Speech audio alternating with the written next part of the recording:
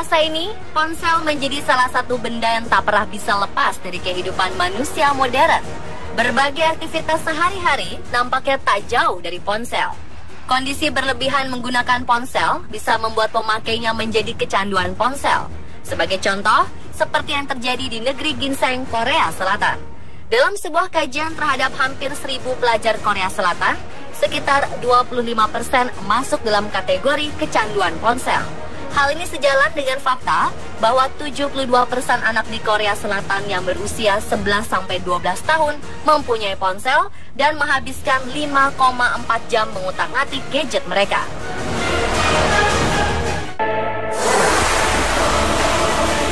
Ya, sebagian orang mungkin merasa tidak bisa lepas dari ponselnya sehingga bisa terlalu fokus dan melupakan hal lainnya, bahkan mengacuhkan hal penting yang mungkin bisa menimbulkan bahaya bagi diri sendiri dan orang-orang di sekitarnya akibat kecanduan ponsel.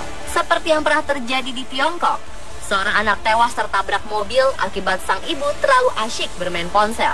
Diduga bocah malang tersebut lepas dari pantauan ibunya yang terlalu sibuk dengan ponsel ketika berada di trotoar pinggir jalan. Sang ibu tidak menyadari jika anaknya bermain-main di pinggir trotoar hingga sebuah mobil SUV menabrak bocah malang tersebut. Pasca kejadian, korban sempat dilarikan ke rumah sakit, namun sayang nyawanya tidak terselamatkan. Kecanduan ponsel yang berlebihan juga menimpa gadis 12 tahun asal Colorado, Amerika Serikat. Ia tega meracuni ibu kandungnya sendiri akibat ponselnya disita oleh sang ibu.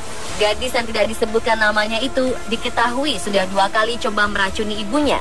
Ia pernah mencampurkan pemutih pakaian ke dalam minuman smoothie yang akan diminum ibunya. Akibatnya, sang ibu yang diketahui bernama Luciana Cordoba sempat dilarikan ke rumah sakit terdekat karena rasa mual yang tak tertahan. Kali kedua, ketika sang anak kesal karena ponselnya disita kembali, ia kemudian melakukan hal sama, mencoba meracuni ibunya dengan mencampurkan pemutih ke dalam minuman ibunya. Namun usahanya gagal karena tercium bau pemutih yang menyengat ketika sang ibu ingin meminum minuman tersebut. Cordoba mengakui ia tak suka anaknya sangat kecanduan ponsel, namun ia tak menyangka sang anak yang dicintainya itu nekat melakukan hal tersebut.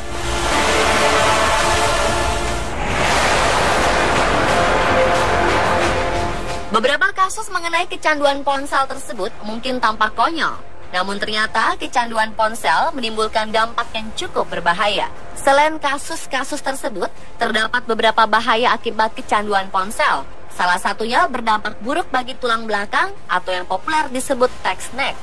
Seperti yang diungkapkan oleh seorang pakar tulang belakang di New South Wales, Dr. James Carter, bahwa adanya peningkatan jumlah kasus yang dinilainya sudah sangat serius, di mana 50% diderita oleh anak remaja usia sekolah.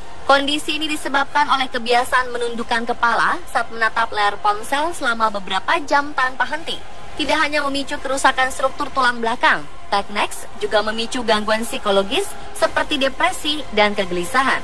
Penelitian menunjukkan bahwa pengguna ponsel menghabiskan waktu 4 jam sehari untuk menatap layar gadget mereka.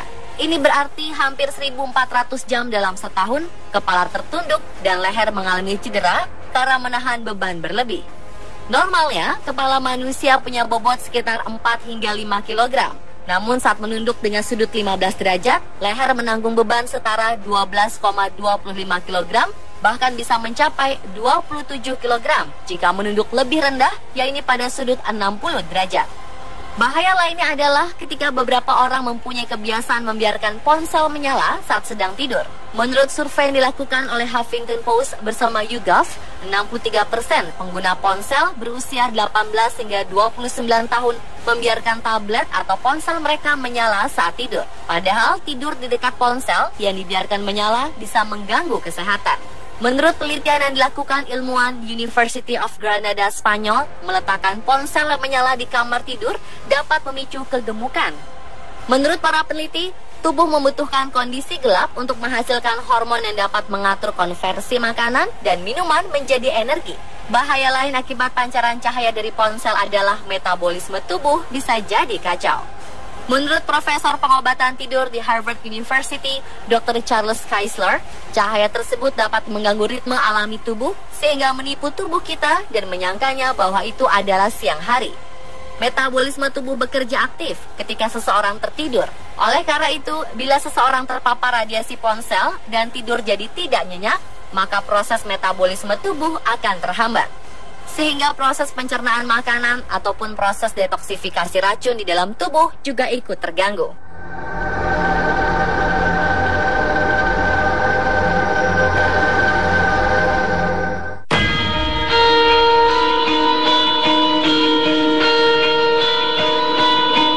Selain itu, orang yang terbiasa tidur di dekat ponsel yang menyala rentan dihantui sindrom hypervigilance atau perasaan yang terus-menerus tegang dan waspada. Orang yang mengalami sindrom ini akan merasakan area tertentu di bagian belakang otak yang akan selalu mengharapkan ada panggilan. Akibatnya otak sulit melakukan relaksasi. Selain sindrom hypervigilance, beberapa sindrom kecanduan ponsel lainnya pun perlu diwaspadai. Di antaranya Phantom Vibration Syndrome atau PVS, yakni kondisi psikologis di mana penggunanya berhalusinasi jika teleponnya berbunyi padahal tidak sama sekali. Menurut para ahli, ponsel telah melatih tubuh untuk menanggapi bahwa sensasi apapun yang dirasakan pada seluruh tubuh, termasuk panggilan telepon.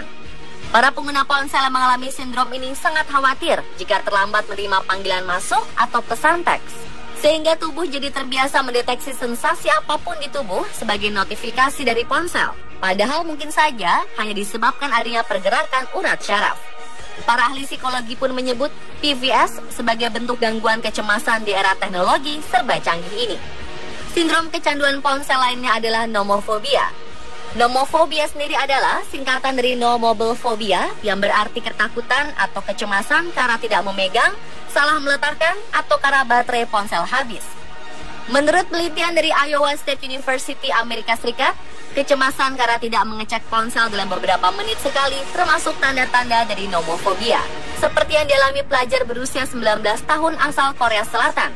Ia didiagnosa mengalami nomophobia sejak April 2013.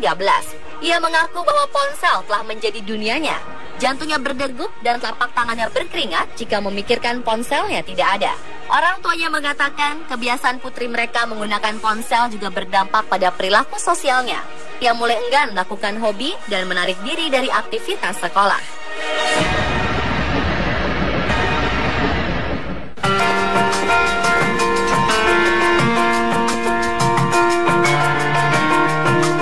Untuk menghindari berbagai sindrom serta dampak buruk dari kecanduan ponsel, ada baiknya kita mengurangi pemakaian ponsel secara bertahap. Kemudian gunakan aplikasi yang dibutuhkan saja. Mematikan notifikasi tak penting, sehingga kita tak perlu selalu mengecek ketika ada bunyi notifikasi. Kemudian kita harus tahu dan menyadari kapan harus tidak menggunakan ponsel, seperti saat sedang berkendara agar tak memecah konsentrasi dan menghindari kecelakaan. Dan bagi yang menggunakan alarm pada ponsel saat tidur, ada baiknya mengganti alarm tersebut dengan alarm konvensional.